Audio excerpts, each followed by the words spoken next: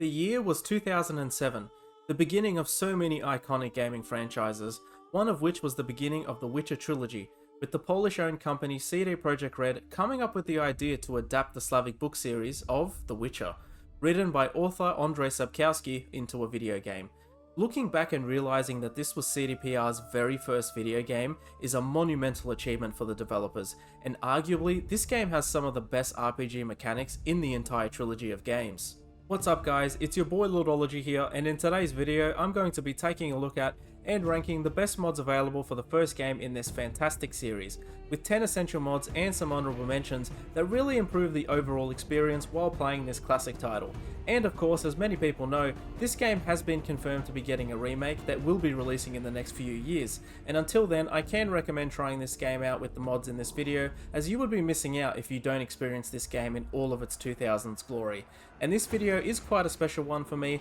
as the first Witcher game was actually the very first game that I ever played on PC. And with all that being said, let's get into it. Now coming in at number 10, we have the Book of All Knowledge mod. Did you guys ever find it weird that Vesemir would send Geralt out into the harsh lands of the Northern Kingdoms while he had amnesia and not arm him with the knowledge to defend himself? Well, this mod remedies this glaring issue, with Vesemir having partially voiced dialogue and text when you speak to him in the prologue, and he gifts Geralt with 3 books, one of which gives him the knowledge of every monster in the game. The second book gives Geralt knowledge of every herb in the game, so he can go plant picking for potion ingredients, and the third book gives him the formulae for every potion and oil in the game, except for bombs. This mod does make several of the mechanics in the game easier, but it also makes more sense lore-wise, as I'm sure Uncle Vesemir would want to make sure that Geralt was fighting monsters with the proper knowledge to defend himself. Coming in at number 9, we have the Faster Movement mod. Now in comparison to Witcher 3, Geralt moves extremely slow in the first game,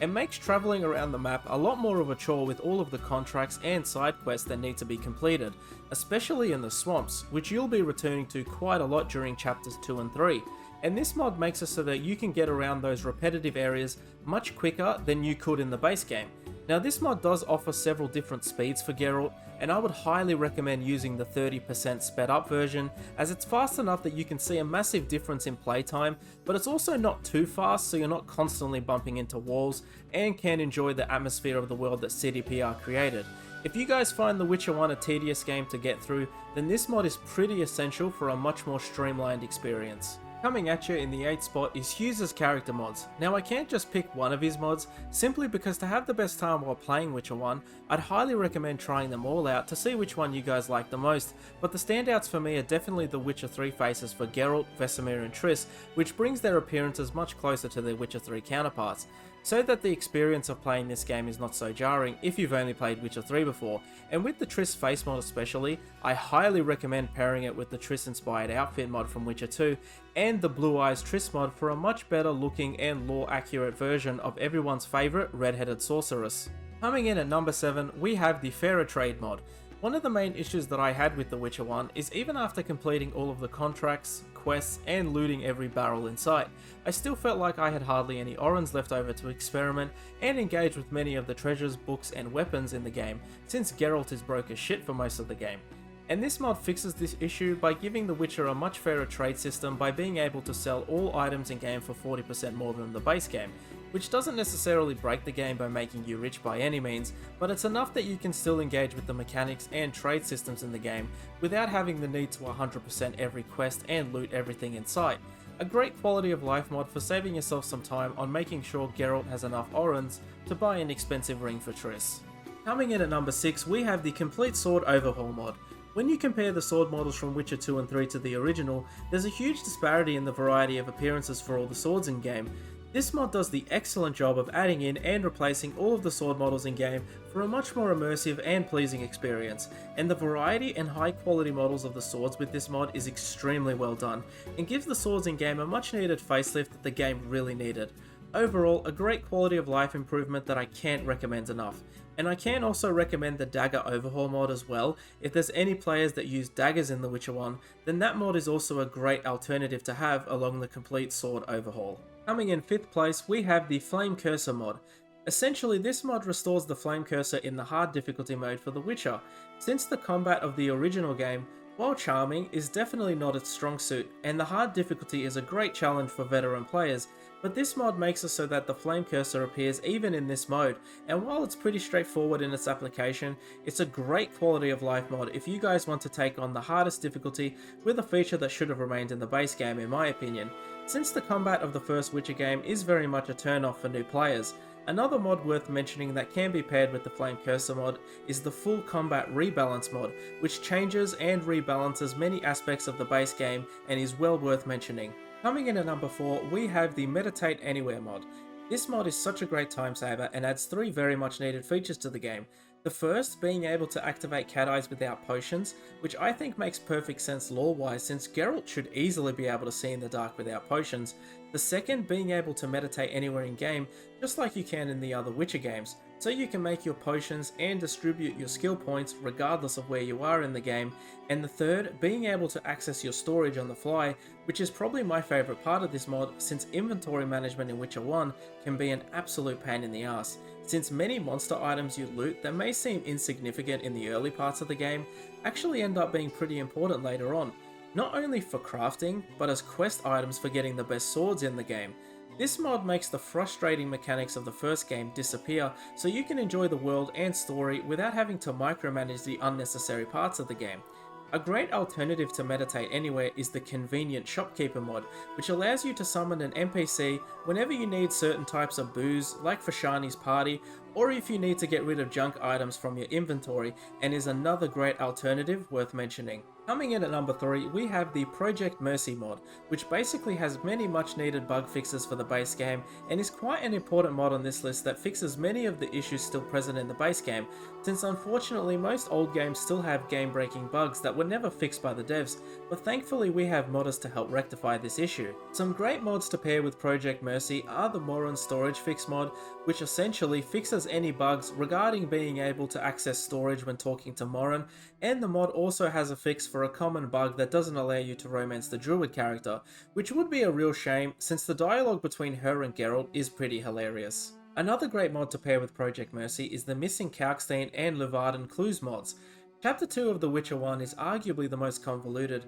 and it's usually the part of the game that tends to turn most people off, and this mod helps with the whole Vesemir confidential questline by fixing some bugs when investigating Kalkstein and Leeuwarden. And the last mod I would recommend with Project Mersey is the Han Gives Han mod, since in the base game you don't get Han for Han, which is a pretty funny oversight, but this fix is here nonetheless for anyone that wants it. Now coming in my second spot is the Witcher Overhaul Project mod. This mod does the excellent job of upscaling many of the pudgy looking textures in game and makes it much more enjoyable when exploring the world. It applies many fixes to some existing broken textures in game, and in comparison to the base game, it's a night and day difference in quality. And another great mod to pair with the Witcher Overhaul project is the HD Light Sources mod, which increases the quality of all light sources in game so they don't look like something from the early 2000s, and is an excellent companion to the Witcher Overhaul project. Now coming in at number 1, and my personal favourite mod for The Witcher 1 is the Rise of the White Wolf mod. This mod was a super ambitious overhaul of many aspects of the base game that were very much needed, and makes the game feel much more fresh and interesting to play. And some of the many changes that's included with this mod is new appearances for armors and character textures. All aspects of the HUD and UI has been totally revamped, new skyboxes for all the regions of the game, and custom performances by Dandelion in both chapters 3 and 4 respectively, with new cutscenes, all of which are sung in Polish, and just makes for a great Witcher experience that I cannot recommend enough. And this mod, above all else, is arguably the most important mod to have for any playthrough. Now I can't do The Witcher 1 justice without having some honourable mentions and bonus mods that I think work really well with all of the mods that I've listed so far, and are also great additions to have in any subsequent playthrough. The first honourable mention would have to be all of the Rise of the White Wolf fix mods. While Rise of the White Wolf is a fantastic mod, there are some bugs that can pop up, like the Dwarf Blacksmith disappearing, Odo not appearing during the Chapter 1 questline, and several missing textures and scenes not playing the way they're supposed to. All of the fixes, like the Elves floating texture fix, which fixes this weird armor bug that's present for the Elves when using Rise of the White Wolf, the Yaren fix, which fixes mismatched textures for Yaren's character model, and the Lady of the Night cutscene, which fixes the Madam Vampire from having her default appearance in the romance cutscene. Some great fixes overall that are pretty essential when using the Rise of the White Wolf mod. The second honourable mention on this list is the item stacking and equipment slots mod, a great quality of life improvement that allows you to stack as many herbs and items as you want in your inventory, and being able to place any weapon in any of the equipment slots, which makes Geralt look like an absolute badass, and is well worth trying out as a great quality of life mod, especially if you want access to several different types of swords on the fly. The third honourable mention is the Genie Wish mod, which gives Geralt a magic bottle, and when he rubs it, a genie will appear in the form of the game's villain Azar-Javed, and this NPC will give Geralt 5 wishes, which are 10,000 orens, 4 of the best swords in game, all versions of Raven's armor, blade enhancements, and several different potions in game. I need to mention that this mod may conflict with the Rise of the White Wolf mod, but an easy fix for this is to remove the files from your mod folder and boot up the game to get all the items from the genie, then make sure to save your game and exit and put back the files for the Rise of the White Wolf, and remove the genie mod, and all the items that you got from the genie will remain in your inventory. I would also like to make mention of the many items mod, which does include the Book of All Knowledge and genie mod, but many items can be quite cumbersome to install, which is why I'm mentioning it as an alternative, but I would still recommend that you install the mods that I have suggested. The fourth honourable mention is the All Talent Points mod, which gives you all talent points at the start of the game except for the quest tied talent points. This mod is great for those that either want to be OP straight away, or perhaps want to experiment with the different types of abilities in game, since the most common types of builds in the first Witcher usually revolve around Art and Igni, arguably because they're the most fun to play, but if you guys ever wanted to try any of the other signs or different abilities that are not commonly used, then this mod allows you the freedom to create any type of Geralt that you could possibly want. The fifth and last honourable mention is the Toss a Coin to Your Witcher mod. Basically, when you pair this mod with the Rise of the White Wolf, and during Chapter 3, Dandelion will sing Joey Beatty's version of the Toss a Coin to Your Witcher ballad from the first season of Netflix's adaptation of The Witcher. While as a book fan, I absolutely despise the show, I really enjoy this mod, and it's a fun little addition to any playthrough that was definitely worth mentioning, and while not an essential mod, it can be paired with the Rise of the White Wolf mod, unlike the Genie or Many Items mod. And that, ladies and gentlemen, is the end of my Essential Mods video for The Witcher, with many great quality of life improvements that make this game much more enjoyable and fun to experience. And I would like to mention that I do have a 100% walkthrough and modded showcase of the first game of The Witcher, with all the mods listed in this video, with some extras I've yet to mention. If you guys are interested in checking out what the game looks like with all of these mods, then you can check my Witcher 1 walkthrough from the links below. Now I want to hear from you guys. Do you guys agree with my mod list, or are there any other mods that I should have mentioned? If so, please do let me know in the comments. I would also like to give a big thank you and shout out to my current and new channel members for supporting my content, so I can keep doing more videos like this. And if you guys would like to get custom badges and emojis, regular content updates, input on videos, and have your name mentioned in my content, then consider becoming a member. Anyway, that's all I've got for today. I hope that all of my fellow witchers have a fantastic day, and I'll catch you guys on the path. Cheers.